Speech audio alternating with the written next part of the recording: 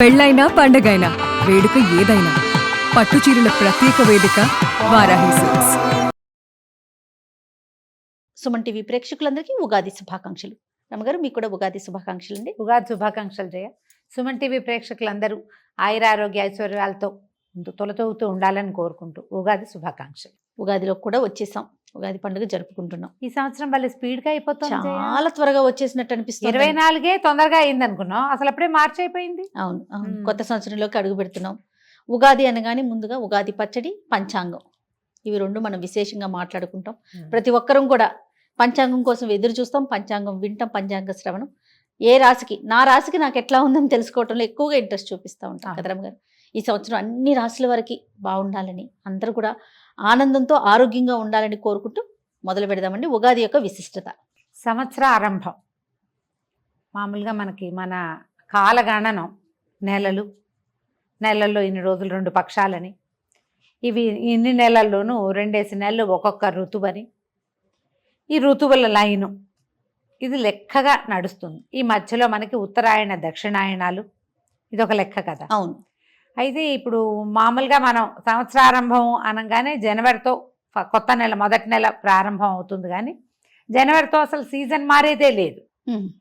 జనవరి 31కి ముందు, అదే డిసెంబర్ 31కి ముందు, జనవరి 1కి తర్వాత డేట్ మారుతుంది, క్యాలెండర్ మారుతుంది, మనం రాసేది సంవత్సరాన్ని అంకె మారుతుంది తప్ప సీజన్లో గణనీయంగా ఒక్క పూటలో సూర్యుడు నిలబడ్డం కానీ తగ్గిపోవటం ఏం కనపడదు. వాతావరణంలో ఎలాంటి మార్పుని చూడం. ఉగాదికి ముందు వెనక మనకు ఆ డిఫరెన్స్ కనపడుతుంది. అవును, ఋతువు యొక్క మార్పు, దాంతో జీవితంలో కొంత మార్పు జరగడానికి అవకాశం ఉందేమోనని అనిపిస్తూ ఉంటుంది మనకి తొలి కాలం నుంచి. అయితే ఈ ఉగాది ఈ రోజే చైత్రారంభంలో కాకుండా ఇంకా కొంచెం ముందుకుండేది, వెనక్కుండేది, ఇవన్నీ అనుకుంటాం. కానీ మనకి తెలిసి కొన్ని వందల సంవత్సరాలుగా ఇదే, ఒక 300-400 సంవత్సరాలుగా ఇదే మనం చేసుకుంటున్నాం.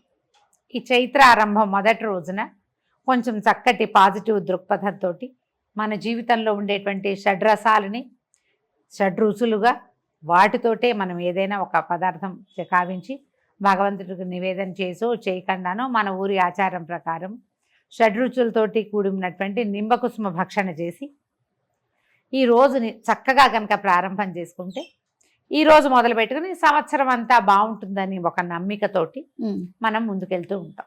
జీవితం అంటే ఏమిటి, అన్ని రకాల ఇవి వస్తాయి. కష్టము, నిష్ఠూరము, సుఖము, దుఃఖము, సరదా, సంతోషము, అంతే కదా. ఇబ్బంది, సబ్బంది, ఏవో కాదరమ్మ గారు. ఆ ఇబ్బంది ఉంటేనే సబ్బంది విలువ తెలుస్తుంది. అంతే కదా. కష్టం ఉంటేనే కదా సుఖాన్ని ఎంజాయ్ చేయగలుగుతాం. లేకపోతే మొనాటనస్ గా ఉంటుంది. ఈ మొనాటనీ కాకుండా ఒక టఫ్ సిచ్యువేషన్, అందులో నుంచి ఈజ్, జీవితం తాలూకు సుఖము, మాధుర్యము ఏమిటో మనకు అప్పుడు అర్థమవుతుంది. అవును. ఆ దాని కలయికే మనం తినేటువంటి ఉగాది పచ్చడి. దాంతోపాటు మనం పంచాంగ శ్రవణం చేయటం చాలా కాలంగానే మనకి విధానంగా ఉంది. ఈ పంచాంగ శ్రవణం జనరల్గా మనం ఇప్పుడు ఏం చేస్తాం, 12 రాశుల వారికి ఎలా ఉందో తెలుసుకుంటాం. నీ రాశికి ఎలా ఉంది, నీకు రాజపూజ్యం ఎంత, నీకు అవమానం ఎంత, ఆదాయం ఎంత, వ్యయం ఎంత, తర్వాత ఏ నెలలు చాలా బాగున్నాయి, ఏమైనా విదేశీయానం ఉందా, ఈ సంవత్సరం కళ్యాణం ఉందా, వివాహయోగం ఉందా లేదా, విదేశీయానం ఉందా, చదువులో విద్యార్థులు ఎలా ఉంటారు, ఇవి మనం ఇప్పుడు తెలుసుకుంటున్నాం. మన ముందు కాలం వాళ్ళకి ఇవన్నీ ఉన్నాయా, ఈ ప్రొఫెషన్లు, ఈ ఉద్యోగ సద్యోగాలు ఏవప్పుడు ఏం లేవు. అప్పుడు ఏం చేసేవాళ్ళు, అప్పుడు ఏం తెలుసుకునేవాళ్ళు, వర్షాలు, పంటలు ఎలా ఉండబోతాయి, పంటలు ఎట్లా, చీడపీడలు ఏ రకంగా ఉంటాయి, ఏ కార్తెలు ఏ రకంగా వస్తాయి, కార్తెల్ని బట్టి విత్తనాలు విత్తే పద్ధతి మనం తెలుగు వాళ్ళు అలాగే ఫాలో అవుతారు. ఆరుద్ర కార్తెలు ఇది, ఈ కార్తెలు ఇది అని. మనం ప్రత్యేకంగా చెప్పుకునేది ఏంటంటే మృగశిర మనకి స్పష్టంగా తెలుసు. మన వైపు అంతా ఈ చేప మందేస్తారు మృగశిరలో. అవునా. తర్వాత ఏమో ఇది కూడా రోహిణి కార్తె, ఎండగా ఉంటాయి. ఈ 2 కార్తెలే అందరూ కామన్గా మాట్లాడుకుంటారు. అన్ని కార్తెల లెక్క ఉంటుంది. ఈ కార్తెలో విత్తనాలు వేయాలి, ఈ కార్తెలో కొయ్యాలి, ఈ కార్తెలో తీయాలి, ఇప్పుడు ఎండ ఉంచాలి, ఇవన్నీ విధానంగా ఉండేవి. అంటే వ్యవసాయ రంగం మొత్తం కూడా ఈ పంచాంగం మీద ఆధారపడే పని చేసుకునేదారమ్మ గారు. వానరాకడా పోకడా అవన్నీ కూడా పంచాంగం ద్వారానే తెలిసేది. ఈ సంవత్సరం పంటలు బాగుంటాయని, లేదా ఏదైనా ఈ ఇబ్బంది ఉంటుంది, ఇప్పుడు పొలి పెట్టటము, ఎప్పుడు పొలి పెట్టాలి, అవన్నీ కూడా పంచాంగం బట్టే మనకి ప్రజలు తెలుసుకునేవాళ్ళు. ఇప్పట్లాగా ఇప్పుడు అంతే మనకు యూట్యూబ్ వచ్చేసిన సోషల్ మీడియా వచ్చింది అవును. కాబట్టి మనం 15 రోజుల ముందు నుంచే మన ప్రసారాలు చేసేస్తాము, వినేస్తూ ఉంటాం. అప్పుడు పండగ రోజున వింటే దానికి ఒక ప్రత్యేకత కూడా ఉంది. ఏ రోజునైతే మనకి ఉగాది ప్రారంభం అవుతుందో అంటే ఈ ఉగాది ఉషస్సు వచ్చే చైత్రమాసపు శుద్ధపాడ్యమి రోజునే, పండగ రోజునే కనుక మనం ఈ పంచాంగ శ్రవణం చేస్తే అది వినడం వల్ల భక్తి శ్రద్ధలతోటి దాని యందు ఆస్థతోటి వినటం వల్ల మన కర్మలు కొంచెం క్షయమవుతాయని కూడా మనం నమ్మేవాళ్ళు. ఓహో. ఏదైనా దురదృష్టకర సంఘటనలు జరిగే అవకాశం ఉందనుకో దాని ఇంపాక్ట్ తగ్గుతుంది.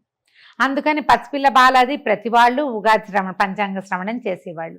ఊళ్ళో చిన్న చిన్న ఊళ్ళల్లో అయితే ఓ గురువుగారు మాస్టారు, ఓ తెలుగు మాస్టారు, లేకపోతే ఆ ఊరి పురోహితుడు, ఆ గుడి పూజారి గారు ఎవరైనా నలుగురిని చేర్చి ఒక రచ్చబండ దగ్గర, ఓ దేవాలయంలోనో ఎక్కడో చోట ఉగాది పంచాంగ శ్రవణం చేసేవాళ్ళు. పురాతనమైన విధానం. మెల్లిగా ఊళ్ళు పెద్దవైనాయి, ఊళ్ళల్లో గురుగారులు మాస్టర్లు ఉపాధ్యాయులు ఎవరిదాని వాళ్ళు వెళ్ళిపోతారు, ఎవరు ఉండరు, పుస్తకాలు వచ్చాయి, మన పంచాంగం మనమే చదువుకోవటం. సోషల్ మీడియా వచ్చాక ఏముంది, ఆ 7-8 మంది గురువుగారులు ఎవరి మొహం నచ్చితే వాళ్ళది మనం వినొచ్చు చక్కగా. అంతే. పండగ రోజున వినడం మంచిది. ఓకే. పంచాంగ శ్రవణం ముఖతః వినే అవకాశం ఉంటే మరీ మంచిది, మీకు అవకాశం ఉంటే కనుక. అది వింటే ఏంటంటే మన గ్రహాలలో దోషాలు ఇబ్బంది ఉంటే అది పెద్దది అయిపోకుండా చిన్నది కొంత తగ్గుతుంది. మనం ఆ రోజే తెలుసుకుంటాం ఇవి చెయ్యాలి, గురువు బలంగా ఉన్నాడు లేదా గురువు వీక్గా ఉన్నాడు, బుధుడు పలానా చోట ఉన్నాడు, శనిగ్రహం వల్ల ఈ సమస్య వస్తుంది తెలుస్తుందిగా. దానికి ఏదైనా ప్రతిక్రియ చేయాలని ఒక సంకల్పం కూడా కలుగుతుంది. జనరల్గా పండగ రోజున ఏదైనా సంకల్పం చేస్తే ఆ పని జరుగుతూ ఉంటుంది. అందుకని ఉగాది పండగ రోజున కొట్లాటలు గొడవలు పెట్టుకోకండి, పొట్లాడుకోవద్దు, ప్రతిదాన్ని చిలికి గాలివాన చేసుకోవద్దు. సంవత్సరానికి మొదటి రోజు ఈ రోజు బాగుంటే సంవత్సరం అంతా బాగుంటుందనే నమ్మకంతో ఉండండి. బాగుంటుంది అని నేను చెప్పట్లేదు, నమ్మకం మీరు నమ్మాలి అది. అందుకని ఇవాళ ప్రశాంతంగా ఉందాం, ఇవాళ చక్కగా మంచిగా వండుకుని తిందాం, నలుగురు స్నేహితుల్ని కలుద్దాం, నలుగురు చుట్టాలతో పెద్దవాళ్ళతో తాత మా అమ్మ మేనత్త వాళ్ళతోటి ఫోన్లలో అయినా 4 మంచి మాటలు మాట్లాడదాం, అమ్మా నాన్న కొంచెం సేవించుకుందాం, కాస్త ఏదైనా చదువుకుందాం, ఏదైనా కొత్తది నేర్చుకుందాం. ఏదైనా చదువుకోదలుచుకుంటే ఈ రోజున స్టార్ట్ చేసుకోవచ్చు. నేను కూడా యోగ వాసిష్టం మొదలు పెట్టాలనుకుంటున్నా, పుస్తకం తీసి పెట్టాం కానీ ఇంకా స్టార్ట్ చేయలే. ఉగాది నుండా దాంతోపాటు సౌభాగ్య భాస్కరం, ఆ 2 పుస్తకాలు ఉగాది నాడే స్టార్ట్ చేయాలని పుస్తకాలు రెడీగా పెట్టాయి. ఊరికే అప్పుడప్పుడు పేజీలు తిరగేసినా కానీ సాంగంగా మొదటి నుంచి స్టార్ట్ చేయాలి. ఏ కొత్త పుస్తకమైనా చదువుకోవచ్చు. మీ ఆలోచన ప్రకారం చేయండి. ఏదైనా మ్యూజిక్ ఇన్స్ట్రుమెంట్స్ నేర్చుకోదలుచుకున్న వాళ్ళు, కొత్త కోర్సుల్లో చేరదలుచుకున్న వాళ్ళు, వీళ్ళందరూ కూడా ఈ రోజున మొదలు పెట్టుకోవచ్చు. రోజు మంచిది కాబట్టి ఇట్లా స్టార్ట్ చేసుకోవచ్చు. మనం షడ్రుచులు అని చెప్పేటువంటి ఉప్పు పులుపు తీపి కారం చేదు వగరు ఈ 6 రుచులతో కూడినటువంటి ఉగాది పచ్చడిని తీసుకోండి పొద్దున్నే. మీ ఊళ్ళల్లో మీ ఇళ్లలో ఎలాంటి పద్ధతి ప్రకారం ఈ పచ్చడి చేస్తారో ఆ రకంగా తీసుకోండి. పొద్దున్నే లేవగానే అభ్యంగనం చేయండి. సొంతంగా అభ్యంగనం చేస్తే మంచిది. ఇంట్లో ఎవరైనా పెద్దవాళ్ళు నుండి మన నెత్తి మీద నూనె పెట్టి కాస్త మొహాన ఒక కుంకుమ బొట్టు పెట్టి నెత్తి మీద నూనె పెట్టి ఓ హార తెచ్చి స్నానం చేయిస్తే పిల్లలకి పెద్దవాళ్ళకి కూడా, ఇప్పుడు మీ వయసు వాళ్ళకైనా అమ్మలు ఇంట్లో ఉంటే అమ్మలు ఉన్న వాళ్ళు అదృష్టవంతులు కదా, వాళ్ళతోటి ఏదైనా ఒక 2 అక్షింతలు వేయించుకుని స్నానం చేసి సంవత్సరం అంతా బాగుంటుంది. అదొక పద్ధతి. మీరు కావాలంటే అలాంటి పద్ధతిని అలవాటు చేసుకోవచ్చు. మేము పిల్లలు పుట్టినరోజులు ఖచ్చితంగా చేస్తాం జయ. బొట్టు పెట్టడం, నెత్తికి నూనె పెట్టడం, పండగ రోజు కూడా బొట్టు పెట్టడం, కాస్త నెత్తికి నూనె పెట్టి 4 అక్షింతలు వేస్తే మంచిది, శుభం కదా. పూజ చేసుకోవటము, దేవతార్చన ఏదైనా మన ఇంట్లో అలవాటు ఉంటే ప్రార్థించే పద్ధతి ఏది ఉంటే ఆ ప్రార్థనా విధానాన్ని అవలంబించటము, ఎవరికైనా ఏమైనా చేసి పెట్టడము. ఈ కొన్ని చోట్ల ఏంటంటే అమ్మవారికి నివేదనలు చేసే విధానం కనపడుతుంది. ఈ గోదావరి జిల్లాలు ఆ వైపు, తర్వాత ఏమో శ్రీకాకుళం జిల్లా ఇటు మన ఇటువైపు ఉత్తరాంధ్ర వైపు కూడా అమ్మవారికి ఉపారాలు ఎత్తటం అంటారు. ఉపారము అంటే ఉపాహారం అన్నమాట, బహుశా ఉపారాలు ఎత్తటం అనే అంటారు. మా అత్తవారింట్లో ఏం చేస్తారంటే అమ్మవారి నివేదనని చేస్తారు ప్రత్యేకంగా. ఇక్కడ కూడా ఉంటాయి అట్లా కొన్ని ప్రాంతాల్లో. ఏంటంటే ఇప్పుడు గంగానమ్మకి అవి పెడతారు చూడు, అమ్మకి పెట్టుకుంటారు. అట్లా పండగ రోజున అమ్మవారికి పెట్టే విధానం కనపడుతుంది. ఇప్పుడు ఏంటంటే మనకి ఇది సీజన్ మారుతుందా, ఈ వేపపూత కాలంలోనూ అప్పుడు స్కిన్ ప్రాబ్లమ్స్ వస్తాయి, అనారోగ్యాలు వచ్చే కాలం ఇది. అవును, వేపపూత అంటే అట్లమ్మ అలాంటివి వస్తాయి. అందుకని ఈ అమ్మవారికి ఏదైనా బోనం ఎత్తటం అలాంటివి చేస్తారు.